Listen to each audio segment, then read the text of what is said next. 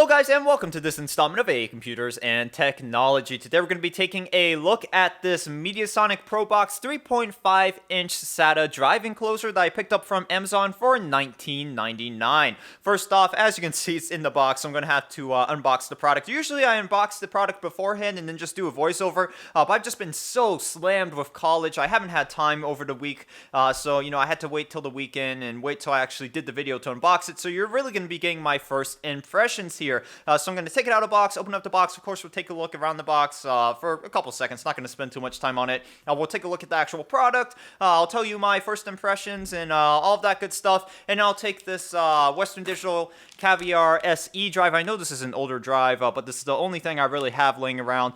This is going to be used for external storage and also as a test drive for, the Windows experiments and Linux experiments and everything else. So I'll open it up, put the drive in, give you some more thoughts on that, and then I'll plug it into my system and run some benchmarks. And then we will see how the drive performs when it's actually installed into the USB 3.0 enclosure and of course hooked up to a USB 3.0 port versus how it performs when it's directly hooked up to SATA, because sometimes you do get a significant speed reduction when you put them into drive enclosures like this. So we'll see if that speed reduction applies with this USB 3.0 drive enclosure. So really that's about the gist of this overview. Pretty detailed overview coming up, but first of course I have to take this thing out of the box. Let's go ahead and rip this open. And I positioned the microphone right over the box so you could get that full unboxing effect, ripping sounds and all. I think I could just tear this apart because it's already kind of ripped right here. Well, that was easy enough.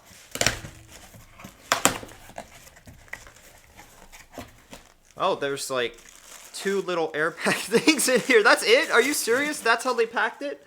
Wow, that's kind of disappointing. Alright, well, hopefully this thing arrived in one piece, and judging by the condition of the box, it probably did. Let me just throw this off to the side, and we'll take a look at the box itself. Change the focus so you guys can actually see what the heck is going on here. There we go. You can see Mediasonic USB 3.0, 3.5-inch hard drive enclosure labeled right here for SATA 1, 2, or 3 hard drives. You know what? I made a mistake in the last clip and I had to cut it out, but it says supports HDD terabyte 8 above it, and I thought that meant it supports up to 8 terabyte hard drives, but in the description on Amazon and right here you can clearly see that it supports, or it claims to support, up to 4 terabyte hard drives. I do not have, nor can I afford a 4 terabyte hard drive, so we're not going to be able to test that out at the moment. Sorry guys. On the bottom left corner you can see that it is advertised as plug and play, and this seems like it's a big question for a lot of people if that's actually true. So we're going to plug this into Windows 7,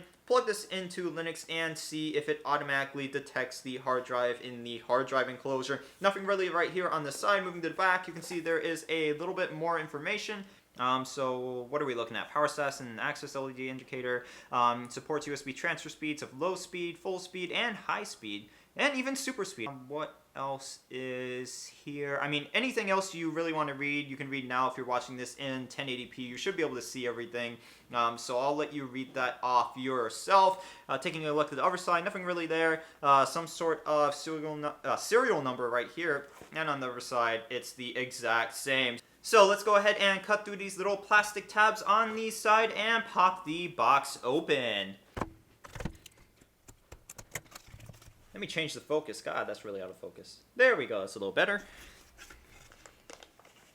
Alright, so first, let's pull out the drive enclosure itself. I'm going to go ahead and take it out of the plastic wrap. Upon first impressions, it feels pretty light.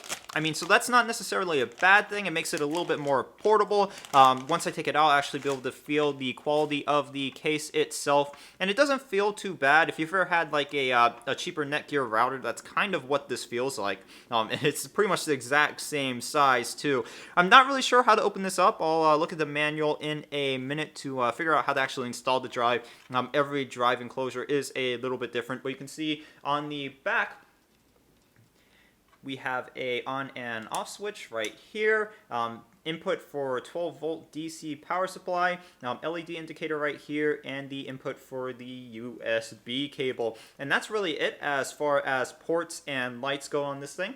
I'm going to put this off to the side and we'll pull out the rest of the stuff in the box. Alright, so you can see the USB 3.0 transfer cable. There's nothing really special here. I'll throw that off to the side. I don't think we really need to take a look at that. The 12-volt DC power supply is in my hands right now.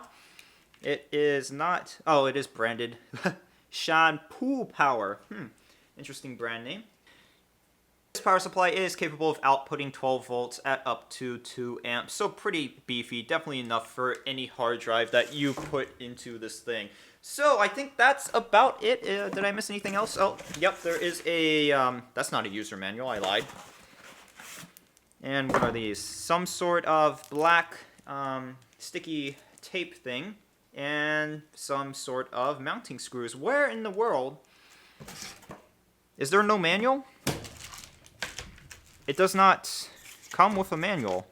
Okay, so instead of a manual, we have a quick installation guide on the back of the box. I'm just going to follow all of these steps, and hopefully I can get my 3.5-inch drive installed in this drive enclosure. So I went ahead and just decided to put everything together on camera. That way, if anyone has any questions about the installation process, I should be able to address them all right here by actually going through the installation process. So the first thing the box tells us to do is to remove the screws on each side of the drive enclosure. So there is one on this side and one on this side, and I'm assuming the top should just pop right off.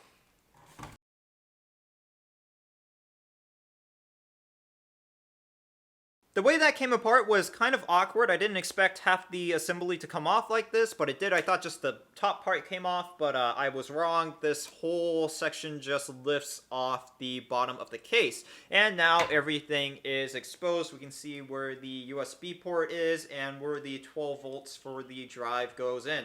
Now, this circuitry right here looks interesting because to me it looks like it might actually take the 5 volts from the USB port and step it up to 12 volts. That might be a possibility. I could be wrong. We'll test this out, of course. But that would be great because that means you could just plug it into a USB port and not have to use external power. Most 3.5-inch drives will require you to hook up an external power supply, but maybe not with this. So we'll actually test that out and see if that's true. I'm probably wrong, but who knows? That would be a pretty cool feature. So yeah, we'll test that out in just a minute, but I'm going to put the hard drive in now, and we'll see how easy that is.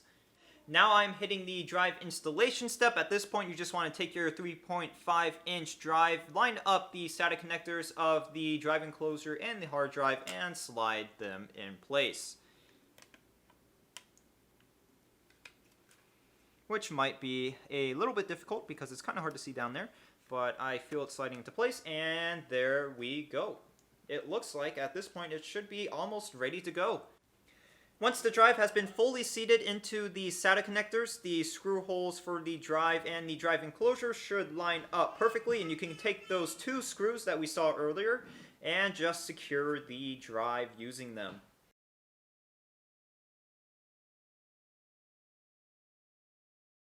At this point, you are nearly done. All you have to do now is take the top of the drive enclosure and snap it back into place.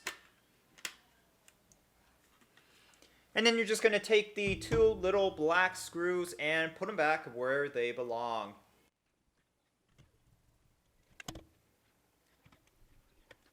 That installation process was pretty easy, and for the most part, the directions were clear. Now, let me touch a little bit more on the drive enclosure casing itself. I know I said I was going to do that earlier, and I kind of just skipped over it, so now I'm going to go back to it before I plug it in, turn it on, and check out all the good old benchmarks and everything else. This little black square, I couldn't really figure out what it was earlier, but if I scrunch it up like this, you can see that there's actually little rubber feet in here. So there's 4 of them. You can take them and place them on the bottom of the drive enclosure so it doesn't vibrate all over your desk. Now, yes, the entire case is composed of what I believe is ABS plastic, and yes, it was pretty light when I took it out of the box, which did initially concern me. But once I got my hands around it, I picked it up, I started to play around with it, tried to, make it bend, and it didn't really give. So this is some pretty sturdy ABS plastic. Definitely a pretty sturdy enclosure, especially for 1999. Now, with the hard drive in it, I mean, this thing feels like a brick. If you threw it at someone, it would really cause some damage.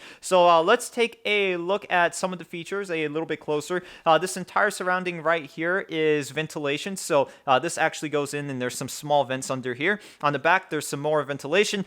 There is no fan on this case, so it seems like they've tried to compensate with that by adding a ton of vents all around the entire enclosure. There's some more vents right here for cooling. On the bottom, you have your little feet that pop out like this, and you can just place the drive enclosure on your desk. Really, I mean, you don't need the feet, but those are just to ensure that it doesn't fall over. Even without the feet, it will stand up. There you go. And as I said before, on the back, we have the LED indicator light for our power on and off switch, the input source for the 12 volts, and the USB port. So this is just a quick preliminary test to see if the drive enclosure actually works. I have the 12 volt DC power supply hooked up and plugged into the enclosure, and as you can see, this very beefy USB cable is plugged into my laptop. So I'm going to go ahead and hit the switch.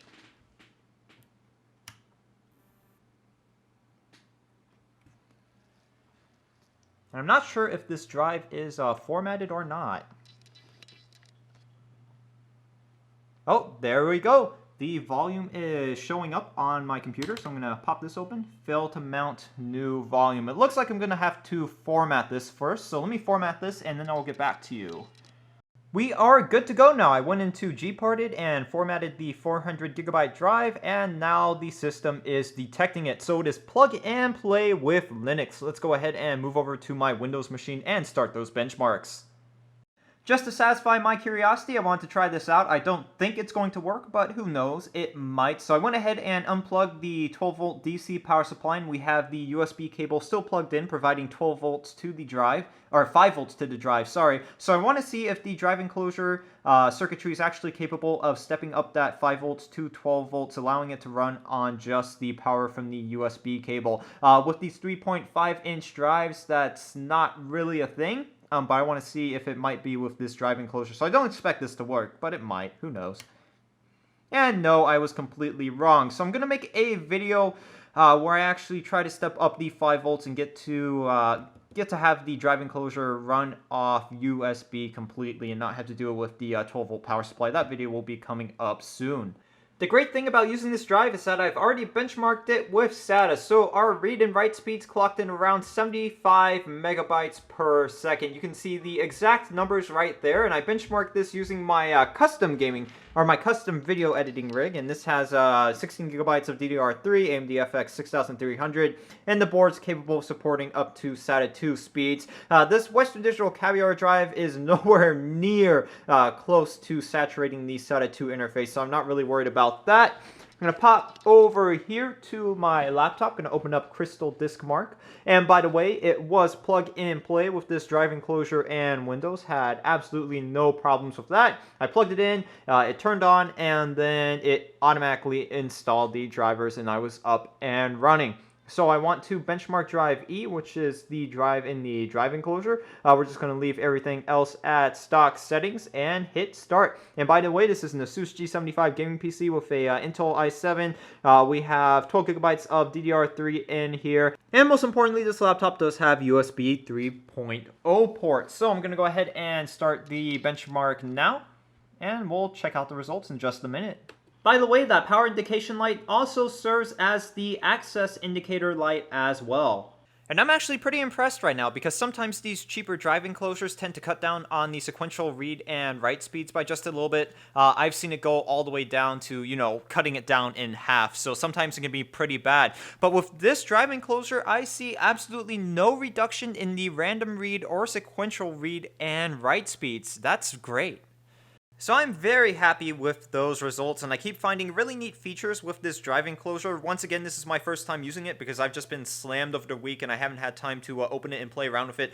So here is another nice feature. I'll pop open the sidebar right here and safely eject the hard drive, and look what happens. No, I'm trying to get both of them on camera at the same time, so I'm going to eject it now. And the hard drive automatically powers down. You unplug it, and it stays off. Plug it back in, and it should power back on.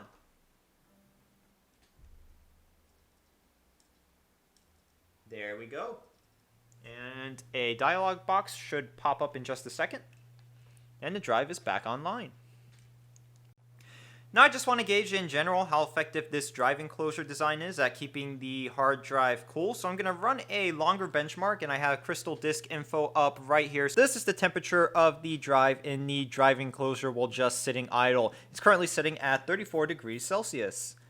The outside of the case is sitting at 94 degrees Fahrenheit. Let me go ahead and switch that over.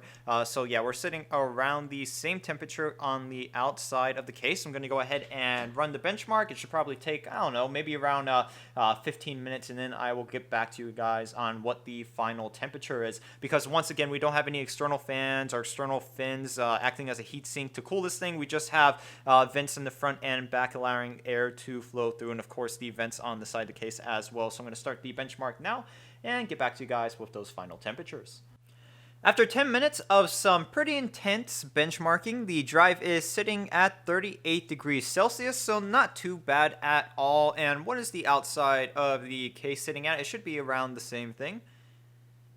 Come on, I'm trying to get a good reading there. There we go. The outside of the case is also sitting around 38 degrees Celsius as well. Alright, so that's going to be about it. I believe I have covered everything at this point. Overall, I am very satisfied with this purchase. This is a great drive enclosure, much better than the one I purchased a couple weeks ago from Amazon. I believe it was the Sabrent 2.5-inch drive enclosures. I had a couple issues with it during the overview, and then down the road, I just had a ton more. I mean, it's driving me crazy. I think I might just scrap that one and buy a new one, because that one's causing, that one's having all sorts of issues. I didn't have a single problem with this one during the overview, so hopefully that means down the road this thing is going to perform well, work well for a very long time, and it feels that way. So once again, this is a great drive enclosure for anyone on the budget that just wants something that is going to do the job. It's strong, there's no discrepancies between the read and write speeds as far as between the SATA interface and the USB drive enclosure.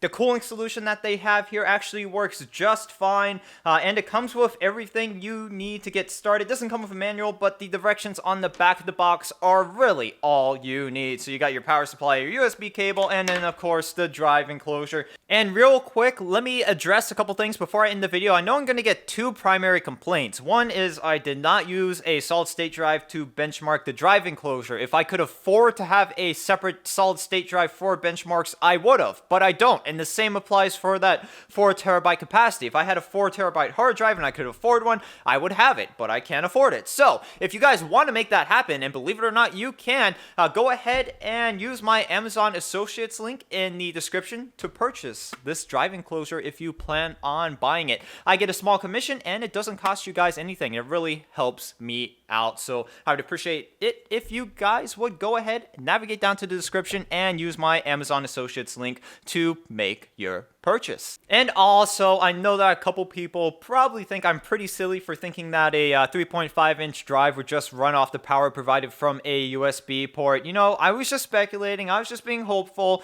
and I might actually make that happen in one of my upcoming videos. Well, not running off just one USB port, where we would actually have to utilize 2 USB ports, but I think I might take a 5-volt to 12-volt step-up converter, run a USB cable to it, and put that 5-volt to 12-volt step-up converter in the middle of the USB cable, and you input 5 volts, out comes 12 volts, and there you go, problem solved. Of course, it's going to take you up 2 USB ports, but that's better than having to plug in an external power supply all the time. That's just a pain in the butt. I'm really not a big fan of actually doing that. So that's really going to be about it for this video. If you have any questions, comments, or concerns, you can go ahead and post a comment in the comment section. I say, or funny, that was weird.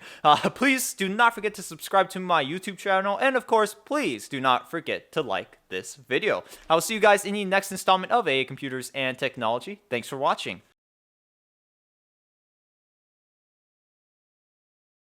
I still have a bunch of videos backlogged because I'm waiting for stuff to come in from China, and it takes, weeks to months for stuff to actually arrive to where I am. So still waiting for stuff to come in. I know I promised you guys a couple different videos, which still haven't come out yet. So that is why I'm just waiting for stuff to arrive, which I ordered like, a month and a half ago.